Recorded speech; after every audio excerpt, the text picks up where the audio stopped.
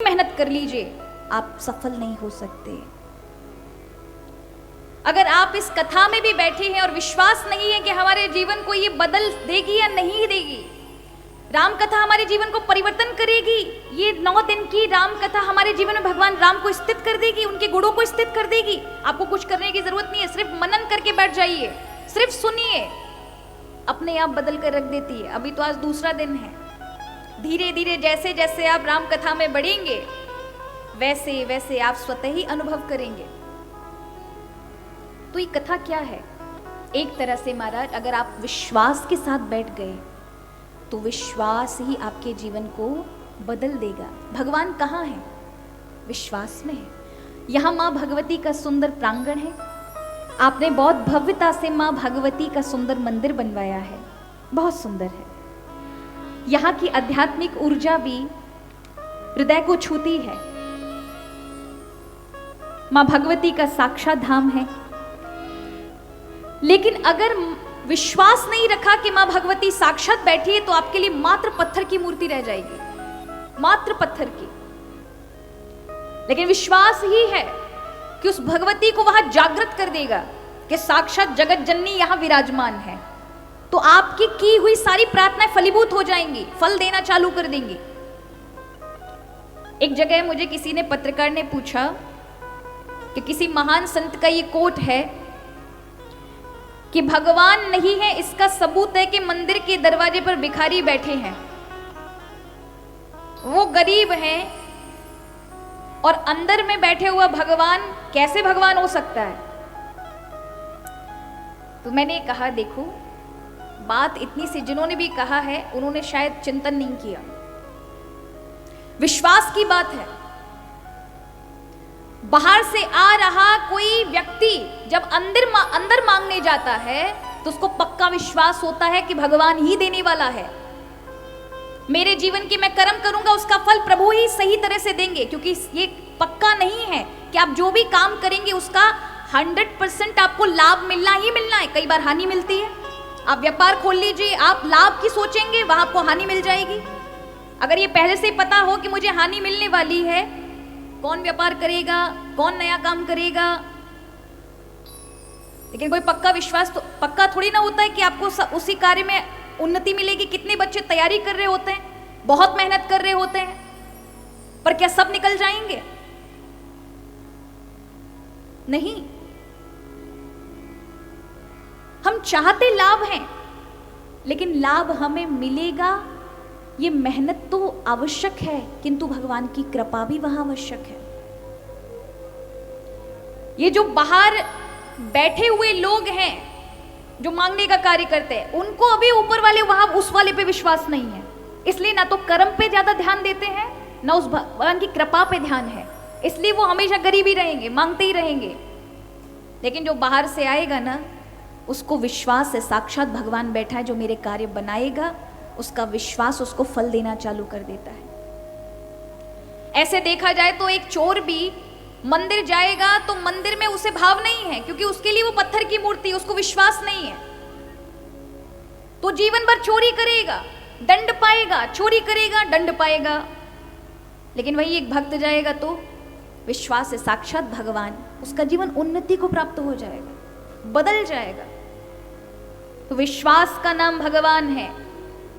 कथा में भी आप विश्वास के साथ बैठे तो ये कथा आपके जीवन के लिए उपयोगी हो जाएगी। इसलिए कहा, जो श्रद्धा संबल रहित नहीं संतन कर साथ, तिनकर मानस अगम अति, जिन्हि न प्रिय रघुनाथ।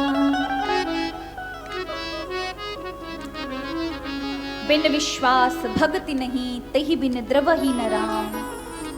बिना विश्वास के भगवान की भक्ति करोगे कि चलो देख ले कुछ बंदेगा तो कर लेते हैं भक्ति, वो भक्ति लगेगी नहीं। इसलिए विश्वास का होना परम आवश्यक है। जब विश्वास बन जाता है तो फिर हजार दुनिया आपके विपरीत खड़े हो, लोग दुनिया खड़ी आपके विपरीत खड़ी हो, आपके लिए हानि पहुंचाने के लिए खड़ी हो, आपको दुखी करने के लिए खड़ी हो, लेकिन आपका बाल बाका नहीं कर सकता। क्यों? आपको विश्वास होना चाहिए भगवान पर। तो किसी की हिम्मत नहीं है महाराज कि आप पे हाथ भी रख दे या आप पे उंगली भी रख दे। ये विश्वास। प्रहलाद का अगर जीवन देखे तो क्या है उनके पास? विश्वास है। उनके पिता इतना कहते हैं, मारते हैं, लेकिन हर बार उनके प्राणों की रक्षा भगवान करते हैं और अंत में अपने भक्त की बात को सिद्ध करने के लिए जड़ में से, खंबे में से भगवान प्रकट हो गए। तो यहां श्रद्धा विश्वास को प्रणाम किया, गुरु रूप में भगवान शंकर को प्रणाम किया। यमाश्रितो वक्रोहोपि चंद्र सर्वत्र वंद्यते, कि जिस चंद्रमा को राहु भोजन बनाने के लिए जा रहा था, चंद्रमा को ग्रसने जा रहा था, डरता हुआ चंद्रमा महादेव की शरण में पहुंचा, महादेव महादेव मुझे बचाइए। तो गुरु किस तरह से रक्षा करता है यहां इस श्लोक में बताया है जाती है। इसलिए कहा गया है तीर्थ यात्राओं में ज्यादा दिन मत रहो। तीर्थ यात्रा में 11 दिन, ज्यादा से ज्यादा 15 दिन, इससे ज्यादा मत रहो।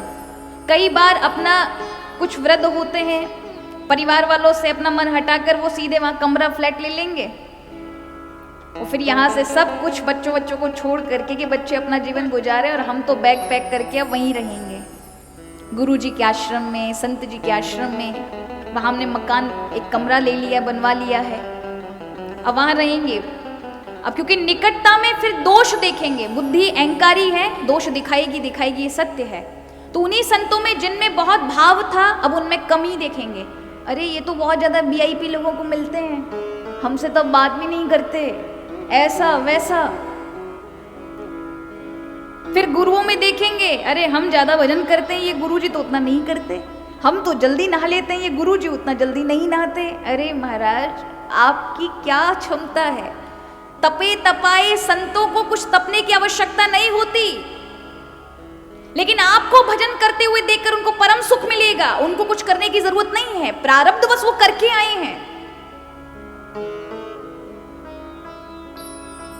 पर हम उनका जैसा अनुकरण करने लगते हैं, बिल्कुल भगवान के परिवार की तरह।